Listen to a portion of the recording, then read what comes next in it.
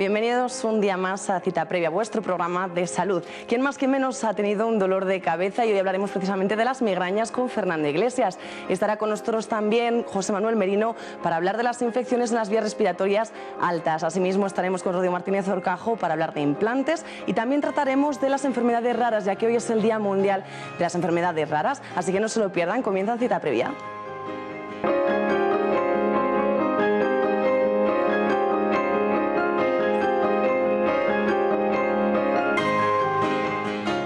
Comenzamos dando la bienvenida a un pediatra al que ya conocen porque afortunadamente ha estado con nosotros, hemos podido contar con él en más programas. Muy buenas, José Manuel Merino. ¿Qué tal? ¿Todo bien? Bien, perfecto. Lo dicho, ¿no? Un placer tenerte aquí con nosotros en el plato de Cita Previa. Es un placer. Y hoy en concreto para que nos expliques las infecciones en las vías respiratorias altas. Pero igual empezamos explicando qué son las vías respiratorias altas. Bueno, el concepto de vía respiratoria alta es la vía que está, digamos, desde la laringe hacia arriba. ¿Qué tipo de infecciones serían, por ejemplo? Bueno, pues probablemente es la causa más frecuente por la que los niños consultan hoy día tanto en el pediatra de atención primaria como en la urgencia del hospital. Y son pues probablemente una de las causas que más consumo de fármacos y antibióticos producen los niños. Y eso incluye, pues, por ejemplo, infecciones como las faringitis o las amigdalitis, la otitis media, la sinusitis o la hipertrofia de las adenoides, las vegetaciones, también eso conoce varias, entre todas ellas. ¿Cómo se diagnostica entonces este listado de infecciones que nos acaba de nombrar? Bueno, habitualmente el diagnóstico es clínico, es decir, en los niños mayorcitos habitualmente el cuadro suele ser fiebre, acompañada más o menos de tos o de dolor de garganta, o dolor de oído o dificultad respiratoria nasal. En principio, eso generalmente es un diagnóstico clínico. Usamos pues por ejemplo, para diagnosticar la otitis media, pues el pediatra con el otoscopio, que es un aparato que te permite ver la membrana timpánica, pues te permite, digamos, completa un poco el aspecto diagnóstico desde ese punto de vista. José Manuel, ¿este tipo de enfermedades entrañan un riesgo grave por tratarse de las vías respiratorias o por el contrario son leves? Hombre, la mayoría de los casos son afecciones leves, son molestas, en el sentido de que, bueno, pues hacen que los niños estén incómodos, duerman mal, hace que los papás tengan que estar un poquito pendientes de que si tienen fiebre, de darles los antitérmicos y, como te he dicho antes, consumen a veces muchos antibióticos. En ocasiones puede haber algunas complicaciones más serias, como por ejemplo la obstrucción alta, cuando algunos niños que tienen las anginas o las vegetaciones muy grandes, pues pueden obstruir la vía aérea y dificultar durante el sueño la respiración, produciendo lo que se denomina síndrome de apnea del sueño, es decir, paradas de la respiración durante el sueño, que están asociadas en los niños a obstrucción de la vía aérea superior por unas anginas o unas vegetaciones muy grandes. ¿Y qué consecuencias podrían tener esas apneas del sueño? Bueno, ocasionalmente eso puede dificultar la respiración y tener consecuencias sobre el sistema cardiovascular y sobre el sistema pulmonar. También pueden dificultar el rendimiento escolar en los niños, porque bueno, el síndrome de apnea de sueño hace que el niño generalmente descanse mal, tenga un sueño intranquilo, un sueño muy inquieto, con mucha sudoración, no descansa, digamos, adecuadamente, y luego durante el día pues puede tener tendencia a estar más cansado, prestar peor atención en la clase y probablemente pues dificultar un poquito el tema del aprendizaje. José Manuel, supongo que al tratarse de infecciones de las vías respiratorias, más o menos los síntomas podrían ser comunes, ¿o en qué se diferencian? Es difícil diferenciarlas. Generalmente todas suelen compartir algún grado de fiebre. Suelen compartir tos, muchas veces rinorrea, mocos en la nariz, y algún que otro grado de dolor en la garganta. En los niños pequeñitos ese dolor que no se manifiesta verbalmente se manifiesta pues en forma de estar irritables o llorones, lo mismo, o dolor de oído, que en los niños pequeñitos también cursa así con llanto de difícil consuelo. Decías al principio de la entrevista que son muy frecuentes este tipo de infecciones, pero ¿por qué lo son tan comunes? Habitualmente la mayoría de las infecciones en los niños pequeñitos están ocasionadas por virus. La forma de transmisión es a través de la tos y de las gotitas que emitimos de saliva, y entonces es muy contagioso, son muy contagiosas, especialmente en el medio del niño pequeñito, especialmente cuando están juntos en el colegio, en la guardería, se transmiten entre ellos, entonces es muy fácilmente contagiable de una persona a la otra, y bueno, pues es un motivo muy frecuente, el más frecuente de consulta en un pediatra es más común. ¿Y cuáles serían las pautas entonces para prevenir este contagio? A ver, es difícil prevenir este tipo de infecciones. Más bien habría que tener una idea un poco de cómo manejarlas desde el punto de vista de tratamiento, porque para los pediatras y en general para la medicina en general, el problema de estas infecciones es que la mayoría de ellas solo requieren tratamiento sintomático. Solo, bueno, pues hay que intentar aliviar la fiebre, aliviar el dolor y hacer que el niño esté un poquito más confortable, más cómodo. Sin embargo, la mayoría de las veces, a veces se prescriben antibióticos innecesariamente y eso supone pues un consumo tanto económico como generador de resistencia a los antibióticos por las bacterias, en fin, ese es el problema fundamental. La causa más frecuente de prescripción de antibióticos en las infecciones de vías respiratorias altas en los niños es la otitis media. Los pediatras, 1 de cada 3 antibióticos que prescribimos lo hacemos por otitis media y esa es la causa fundamental. Una manera de intentar reducir un poco la producción de otitis media podría ser vacunar a los niños frente a alguna de las bacterias que produce otitis media con más frecuencia, como es el neumococo. Entonces, bueno, pues una vacunación frente al neumococo podría reducir tanto el consumo de antibióticos como la consulta por otitis media. El resto de las afecciones, faringitis, catarro, eso es difícil de prevenir. Es difícil de prevenir porque los niños, pues los niños deben ir al colegio, tienen que ir a la guardería y bueno, pues es inevitable a veces el contagio entre unos y otros y eso es complicado prevenirlo, es difícil. ¿Y ustedes podrían enseñar alguna clave para evitar, no sé, pues ponerse la mano en la boca al toser o qué tipo de consejos deberían darles a los pequeños? En general, las infecciones respiratorias se previenen eso, intentando no expulsar eso, tapándose digamos, cuando uno tose, intentando toser sobre el brazo, intentando eso, lavarse las manos, porque muchas veces los virus respiratorios se transmiten mucho a través de las manos también, pero poco más podemos hacer en ese sentido, ¿de acuerdo? Y luego, bueno, pues aliviar un poquito digamos, la fiebre y las molestias en ese sentido. Y supongo que una vez están enfermos, lo más aconsejable sería dejarlos en casa en vez de llevarlos al colegio o a la guardería. A ver, efectivamente, eso es, efectivamente. Yo creo que un niño enfermo con una enfermedad activa, febril, en ese momento con el niño con fiebre, no debe ir al colegio. No debe ir al colegio ni debe ir a la guardería. Bueno, una vez que se ha pasado en la fase febril, bueno, pues ya es una cuestión un poquito de cada padre. Pero los niños no deben ir a la guardería por 2 razones. Uno, porque si están febriles en principio, o al colegio, digamos, están incómodos y no van a estar cómodos en el colegio, y una cuestión de protección para el resto de los niños del colegio. La mejor manera al final de evitar el contagio, ¿verdad? Eso es. José Manuel, pues muchísimas gracias por estas pequeñas claves y estos consejos. Muy bien. Que siempre nos son muy útiles. Vale. Ahora vamos a seguir en Cita Previa hablando de implantes, pero más que de implantes en esta ocasión les vamos a explicar lo que es el bruxismo, un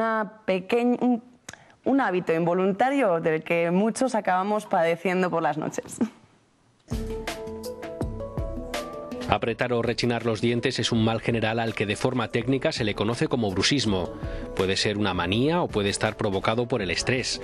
Lo cierto es que se trata de un hábito involuntario, por lo que muchas veces ni siquiera somos conscientes del mal que estamos causando a nuestra dentadura.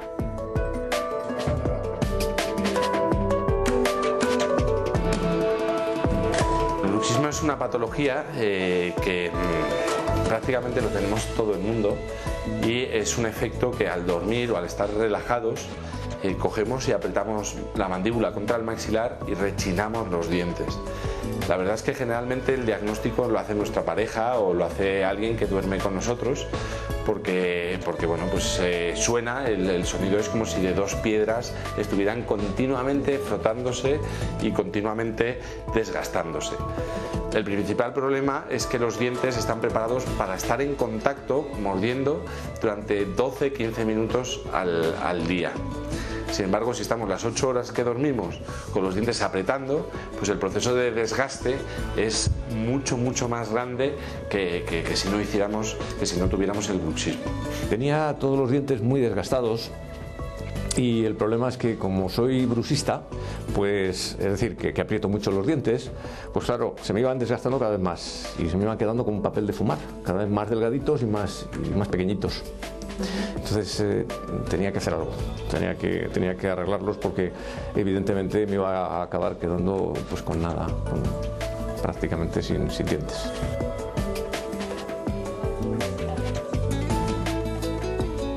Lamentablemente el bruxismo es muy común y no se puede corregir.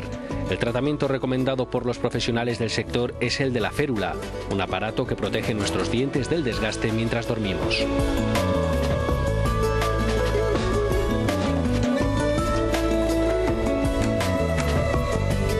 Ya me dijo que el bruxismo es una cosa bastante común y que pues se da pues, el 50% de la población, que a mí me ocurría eso y que entonces tenía que dormir con férula. La cuestión está, pues eso, en que te tienen que poner te tienen que hacer una férula adaptada en la parte superior de la boca y lo que haces es ponértela, pues sobre todo durante la noche, que es cuando no te enteras, claro, de que estás apretando los dientes. El problema es que la mandíbula se usa continuamente, tanto para hablar como para masticar, y el bruxismo puede hacer que acabemos sufriendo lesiones articulares. Los huesos pueden desplazarse provocando continuos roces que podrían llegar a derivar en artrosis.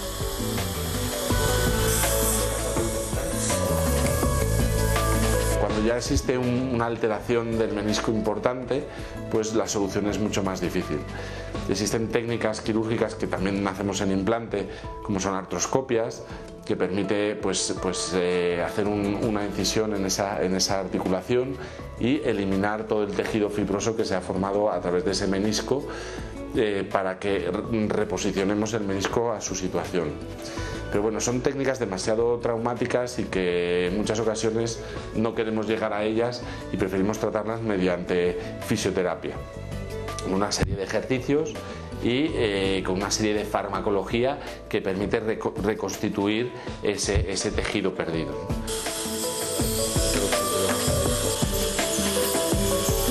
Para evitar llegar a esta situación, lo mejor es atacar el problema de raíz cuando surge. Tan pronto como detectemos el problema, deberíamos acudir a la consulta para que nos hagan a medida una de estas férulas. Fundamentalmente el bruxismo hay que cogerlo de inicio, cuando empezamos a hacerlo, para colocar esa férula y que no lleguemos al proceso de desgaste del menisco, que no llegamos al proceso de artrosis.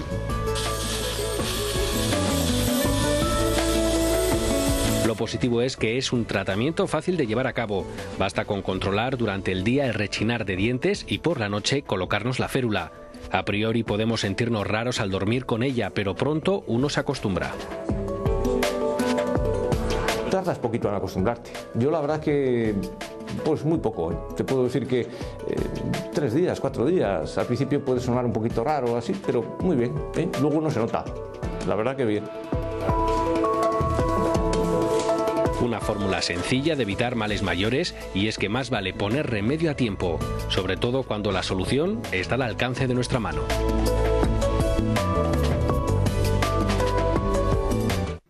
Como les decía al principio, al comienzo del programa, todo el mundo tenía alguna vez un dolor de cabeza, pero hay que diferenciar entre dolor de cabeza, migraña, bueno, un sinfín de denominaciones diferentes. Para ello estamos con Fernando Iglesias. Muy buenas. Buenas tardes, Carmen. Muchísimas gracias por acompañarnos aquí en Cita Previa. Muy bien. Y si te parece, pues comenzamos ya con el tema. Vámonos. Lo primero sería explicar qué es una migraña. Bueno, la migraña es una enfermedad crónica, hereditaria, vamos ya conociendo genes que la van provocando, que provoca ataques de un dolor de cabeza bastante intenso, pero además del dolor de cabeza, pues hay náuseas, vómitos, una intolerancia y una molestia especialmente intensa a la luz, a los ruidos. Estos ataques duran un día o dos y se repiten periódicamente. 1 o 2 veces al mes viene a ser el estándar. Por eso, Fernando, sí que hay que diferenciar entre lo que es migraña y dolor de cabeza. Claro, dolor de cabeza todos sabemos lo que es y más o menos a casi todos alguna vez nos ha dolido la cabeza, ¿no? La mayor parte de las veces es un peso en la frente o atrás que, bueno, se pasa solo y ya está. Eso es la causa más frecuente, que es una cefalea tensional, que en general no tiene mayor importancia, salvo cuando se cronifica. El segundo tipo más frecuente de dolor de cabeza es la migraña, que es una de las causas más frecuentes de bajas, sobre todo en personas jóvenes, que nos genera unos gastos terribles de pruebas complementarias y de tratamientos. Y que además, cuando no hacemos bien el tratamiento de la migraña, se puede cronificar en el futuro. Fíjate. Hablabas de cefalea tensional. ¿Cuáles serían las causas de este tipo de dolor de cabeza? Mira, para andar por casa suele ser problemas de cansancio, de tensión, de tensión nerviosa, de preocupaciones, el Euribor que sube, el ERE de mi empresa, y a veces no sabemos qué es exactamente, ¿no? Pero esos desencadenantes son muy frecuentes. Sí que parece que hay cierta predisposición, porque hay unas familias donde hay muchas personas con cefalea tensional, hay otras familias que no hay nunca, quiere decir que debe haber cierta predisposición hereditaria, pero los desencadenantes suele ser la vida moderna, todo ir a todos los sitios a prisa, tal. Esto sí, no suele ser leve, digamos que es un dolor que te acompaña un día y o se pasa solo con un analgésico, con aguantilina un analgésico de andar por casa. El problema es cuando esto ocurre todos los días. Y eso se llama cefalea tensional crónica, que ya es un problema pues de manejo más fino pues para el médico de atención primaria o para el neurólogo. ¿Y en ese caso qué tipo de tratamiento sería recomendable?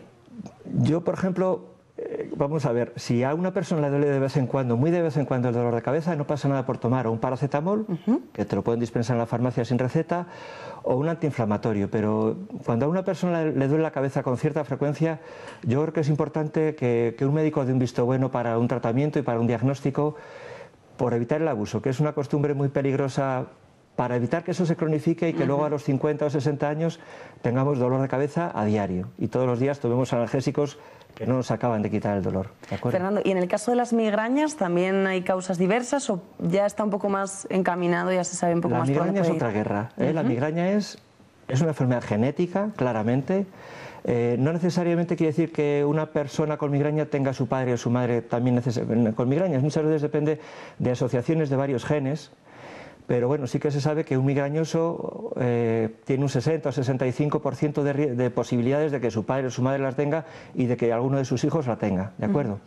Es un dolor de cabeza totalmente diferente, porque es un dolor, así como el de la cefalea tensional se puede pasar solo, como hablábamos, este es un dolor que en la mitad de los casos te echa a la cama porque no aguantas el dolor de cabeza. Tan molesto como el dolor a veces son las náuseas, los vómitos y la molestia. Que impide que hagamos una vida diaria. Que impide hacer una vida normal. Y además, muchos enfermos nos cuentan en la consulta, es que mi jefe no entiende que por un dolor de cabeza no puedo ir a trabajar. Y a veces ocurre, ¿no? Es un problema serio, es un problema serio. ¿Cuánto pueden durar esas fases? Porque mira, el estándar es un día, pero bueno, hasta 2, hasta 3 días. En los niños a veces duran solo horas.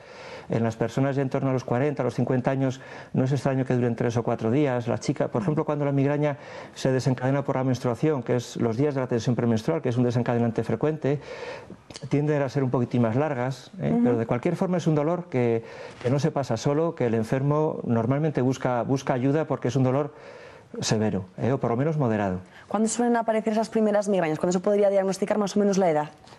Es muy variable. Mira, la edad media es en torno a los 18 o los 20 años de aparición. Pero yo en la consulta he visto niños de 4 o 5 años y a partir de los 30 a los 35 es difícil que empiece, pero ya ves que es un intervalo muy variable. Y una vez nos dicen que tenemos migrañas, ¿debemos pensar que nos van a acompañar el resto de nuestra vida o llega a una edad en la que pues más o menos normalmente sí. Normalmente es es una enfermedad genética que hace que nuestro cerebro reaccione de cierta manera pues a ciertos estímulos o a veces a cosas que no conocemos, ¿no? Pero las migrañas no suelen, a partir de los 50 o 55 años, la tendencia es a aflojar bastante, especialmente las mujeres en los años de alrededor de la menopausia.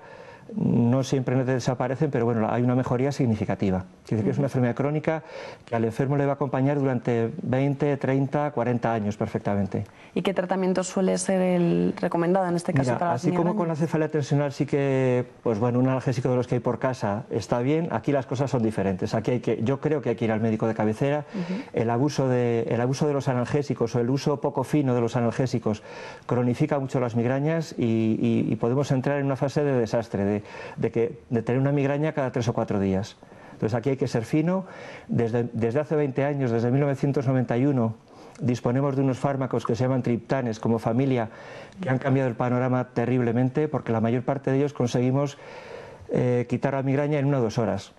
¿Y ese tratamiento en qué consiste? ¿Se toma de forma diaria o simplemente cuando uno empieza a notar los primeros síntomas? El enfermo, cuando nota los primeros síntomas, normalmente la consulta hay que instruirle, hay que hacerle distinguir, mira, una migraña es esto y una cefalea tensional es esto. Cuando tengas una migraña, te tomas un triptán y lo lógico es que en 1 hora o 2 horas esté resuelta la migraña hasta la siguiente.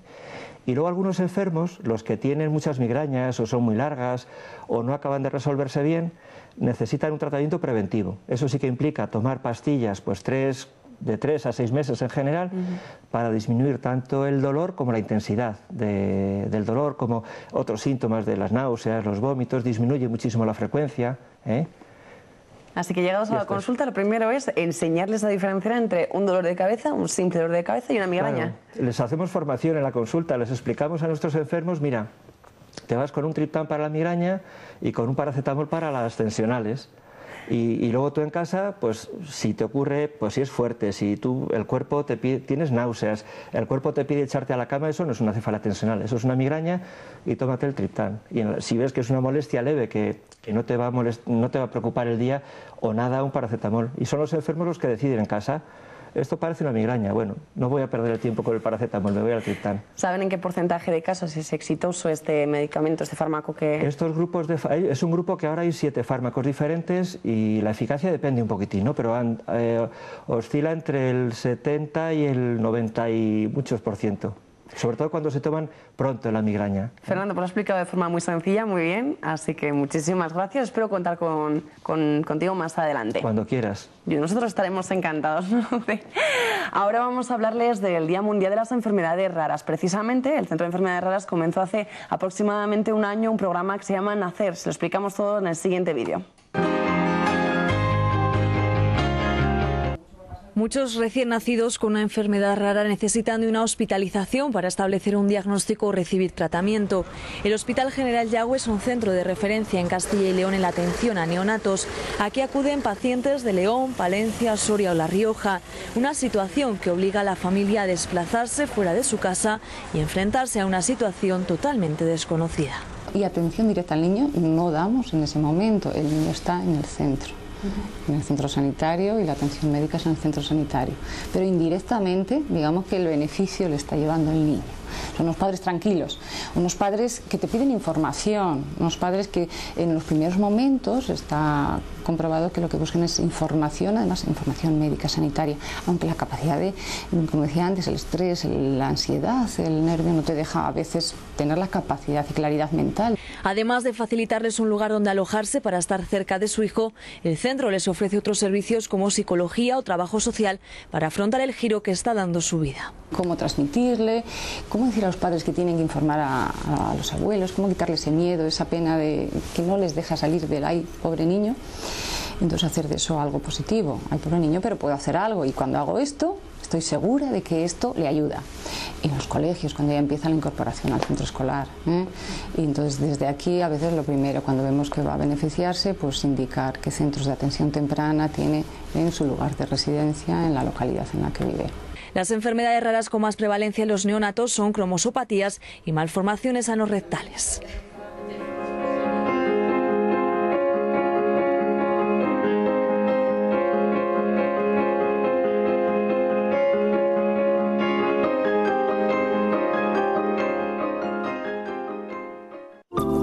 Si para ti calidad de vida es poder comer unas nueces, masticar un chicle, sonreír sin complejos o no acabar el día con tus dientes en un vaso, definitivamente necesitas el mejor especialista en implantes dentales.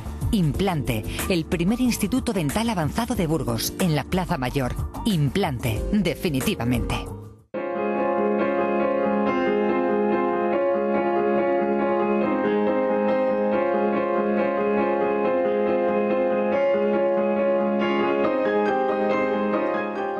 Y estamos ya como cada semana con Pilar San Martín. Muy buenas. Hola, buenas noches, Carmen. Encantados una vez más de tenerte aquí. Pues lo mismo para mí. Que parece que si vienes todos los días no hay que decírtelo, pues también hay que decírtelo, porque es un placer. Gracias. Pilar, hoy vamos a avisar primero de cómo pueden mandarnos las preguntas para que se las contestes. Tienen que mandar un email a citaprevia@rtvcyl.es o contactar con nosotros a través de Facebook o Twitter. Y pueden mandarnos preguntas como la siguiente: ¿en qué consiste la acupuntura? La acupuntura es una técnica de la medicina tradicional china que consiste en poner agujas muy finitas en puntos concretos del cuerpo y con eso pues se tratan no enfermedades, porque en la medicina tradicional china no existen enfermedades, sino existen pues energías, flujos, es otra forma de ver la medicina, y entonces son puntos para que esas energías y esos flujos fluyan de una determinada forma. Y de esa manera no tengamos ningún tipo de problema, ¿no? Eso es. De acuerdo. La siguiente pregunta, Pilar, sería ¿qué problemas podemos tener por comer pescado crudo? Bueno, si está en malas condiciones, que no huele bien o que no está suficientemente fresco, pues podemos tener una intoxicación. Pero luego hay unos ciertos parásitos que viven en el pescado fresco que al ingerirlo pues van a nuestro tubo digestivo y nos pueden producir pues problemas de diarrea, dolor abdominal, flatulencias. Entre ellos puede ser el anisakis, que es bastante frecuente. Entonces, ¿cómo evitarlo? Pues o bien los pescados que tienen anisakis, congelarlos a menos 20 grados durante 24 horas como mínimo, o bien cocinarlos bien cocinados, porque si se comen cocidos pero poco, el germen, el anisakis no se muere, entonces nos lo seguimos tomando. Pero hay otros parásitos también que tienen los pescados que cocinándolos se mueren y se quitan.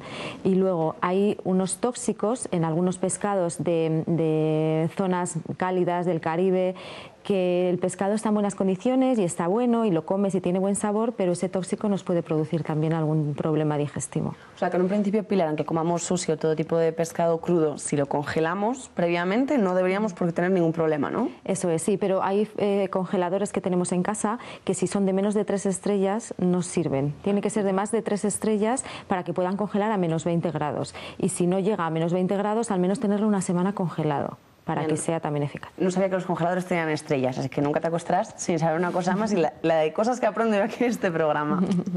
Otra pregunta más, ¿cómo debemos cuidarnos tras sufrir un infarto? Bueno, tras sufrir un infarto ya el cuerpo nos ha dado un aviso que algo está pasando. Entonces, normalmente gente que tiene infartos pues no lleva una vida de lo más saludable. Puede ser que tenga sobrepeso, obesidad, que esté fumando, que no coma adecuadamente. Entonces, ¿qué hay que hacer? Intentar bajar de peso, cuidarse un poco más en la alimentación, comer más frutas, más verduras, sobre todo cuidar mucho el colesterol, los triglicéridos, los lípidos. Siempre después de tener un infarto nos ponen un tratamiento ya para eso, aunque el colesterol no esté excesivamente alto, siempre se trata, se pone un tratamiento para que esté bien controlado, para que esté un poco más bajo de lo normal.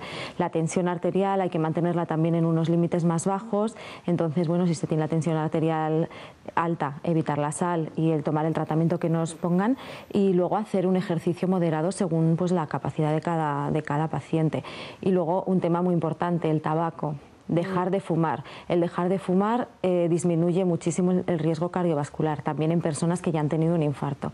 Entonces eso es muy importante. ¿El consumo de alcohol, por ejemplo? El consumo de alcohol moderado, el tomar una copita de vino en la comida, pues no se tiene por qué dejar, pero bueno, un consumo de alcohol abusivo, pues eso no es lo más adecuado, pero bueno, una copa tampoco pasa nada, una copa de vino en la comida. En deporte suelen recomendar andar, ¿no? Porque dicen que es el mejor ejercicio para el corazón. Sí, unos paseos a buen paso durante más de una hora, pues sería ya un ejercicio adecuado. Depende, pues eso, después de tener un infarto, pues depende de cómo tengas tu corazón, porque ha podido ser por una obstrucción en una pequeña vena o arteria sin más, pero puede que tenga más zonas afectadas y no puede hacer un ejercicio excesivo, y con el paseo sería suficiente, no hace falta ir a correr ni ir a un gimnasio. Pilar, casi nos quedamos sin tiempo, así que brevemente, ¿se puede ganar capacidad pulmonar y cómo? Se puede ganar capacidad pulmonar, sí, sobre todo haciendo ejercicio. Hay ejercicios más específicos que nos permiten ganar capacidad pulmonar, como puede ser el submarinismo o como puede ser el ciclismo. Luego hay ejercicios respiratorios de fisioterapia para poder hacer también y ganar capacidad pulmonar. Y luego también el yoga, las respiraciones del yoga, las respiraciones que se hacen con el pilates también nos favorecen la ganancia de capacidad pulmonar. Pues un día más, muchísimas gracias, Pilar. Gracias a vosotros. Ya saben que pueden mandarle las preguntas a Pilar a citaprevia@rtvcyl.es o a través de Facebook y de Twitter. Además, ya saben que pueden seguir todos nuestros programas en YouTube. Les espero la semana que viene.